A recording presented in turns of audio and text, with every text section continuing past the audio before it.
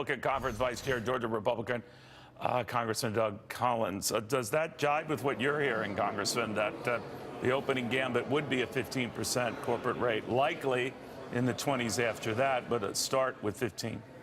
Well, hey, Neil, I think we're hearing a lot of different things right now, but the president's always talked about 15. I think 20 is also a number that we're hearing a lot of as well. As you go back trying to put this coalition together, I think the biggest thing in the emphasis was really something you talked about a few minutes ago. At 15, 20%, we have got to get our country back growing again. After the last 8 years of a president who did not understand the economy to a president now who has said that this is the economy that we've got to have, and growth has to be a part of this with our tax reform package. I'm supporting the president. I want to see this happen because growth is what we've got to see right now. Yeah, I can't imagine the guy who wrote The Art of the Deal would come out the gate with something less than he wanted, knowing that it would be negotiated upwards anyway. But we'll see.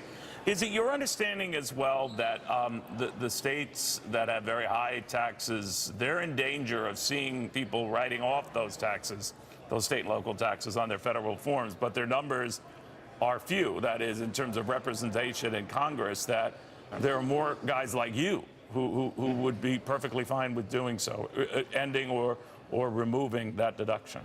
Well, I think it's something we've got to look at. It would affect more than just those states as well. Georgia would be a state that would impact some, but also we've got to understand, and you and I have talked about this before, we just can't go into this and not remember that there is a debt and a deficit issue. We cannot go into it and say simply we're just going to do this and not worry about the impacts. What we've got to look at, though, is when we started taking things off the table, when you started looking at the BAT tax, the border adjustability, right, when you started moving these things around and taking those off the table, then pay-fors, you had to start looking other places. So I think this is a reality of life. This is something we're going to be negotiating with. We have a short time frame window. I think what you're going to see is going to be pretty close to our beginning negotiating points to get this thing through, because at the end of the day, we have got to get to this place where this is the top priority for our coalition. It's for top priority for Republicans. We don't have to convince conservative voters that tax reform needs to happen. We just got to go out and show it. And I think the failures so far of health care, the struggles that they're continuing to have, I think we're got to reinforce to the American people that it's about them and not about politics and fighting up here. Well, you might have a tougher time winning over your colleagues, right, sir? By that I mean more moderate members who say you can't just offer any tax cut. It can't be just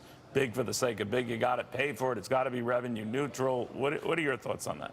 Well, I mean, let's go back. I think when you do, I think there does need to be some revenue. We've got to look at the revenue neutral perspective on this, but also we have always seen, and we go back to Kennedy, to Reagan, we go back to any time you have dealt with tax reform, it causes growth. It causes growth in the economy. It causes growth in our national wealth. It causes growth in our income to the tax burden. What we've got to understand, though, is by spreading that out, we give people who get up every morning, who want to keep their jobs, to grow in their jobs, to have their standard of living raised, to have their wages raised, because their business and our economy and our commerce is working.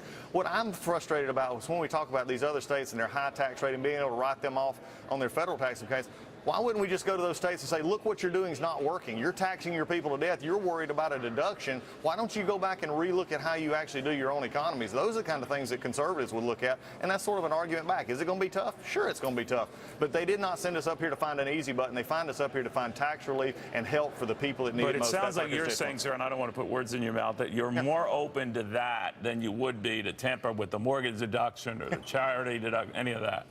It's something, yes, that we definitely got to look at, because when you start looking at major pay-fors, some things have already been moved off the table. We've got to look at that. So it's a real issue, and we're going to have to adjust to that. And I think at the end of the day, though, it goes back to who we're doing this for, and it's for the American people and our economy.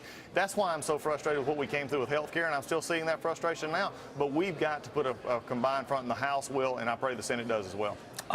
Do you think the president, whatever your views on what he thinks about the NFL and players who sit out the national anthem or don't come on the field with the national anthem, that he created a distraction at a time when people should be focused on this tax, sort of guys like you are focused on this tax cut, and that he hurt that?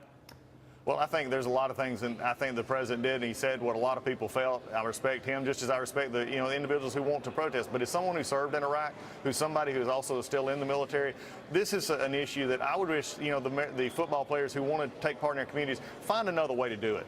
Go out and work in their communities, help their communities. Many of them already do, and I'm very proud of the work that the NFL does. But this has become a national distraction over our national pride and our flag and those that have served. The example of NFL players such as Pat Tillman, who went and died for his country. UC Villanueva, who actually stood there yesterday, sang the national anthem, had 2 or 3 tours in Afghanistan. For those of us who serve, this is something that we need to move past getting the healing in our country out. We have worked a lot on this in our criminal justice reform. There's a lot of ways to work on this. But I just think right now, this is for the NFL, play football. If you want to know how it's played, for those of us from the SEC, just watch the SEC. We'll continue to play down there as we go. But I think this is, for us, play football, put a product on the field, and then also work in your right to protest however you want. That's because many of us serve in our military so that you can have that right. But go out and play football. Go Are in you your less communities inclined and to serve. watch a professional football game because of this? No, I mean, there's a lot of things in life that try to distract you, and the foolishness has been going on for a long time. I think there's very real needs that we need to address, but I'm going to continue to watch. And, I got a Falcons team that's playing pretty good right now. Yeah, you do. All right, Congressman, thank you very, very much. Very good seeing you, sir. Yeah, it's good to see you as well. Take care.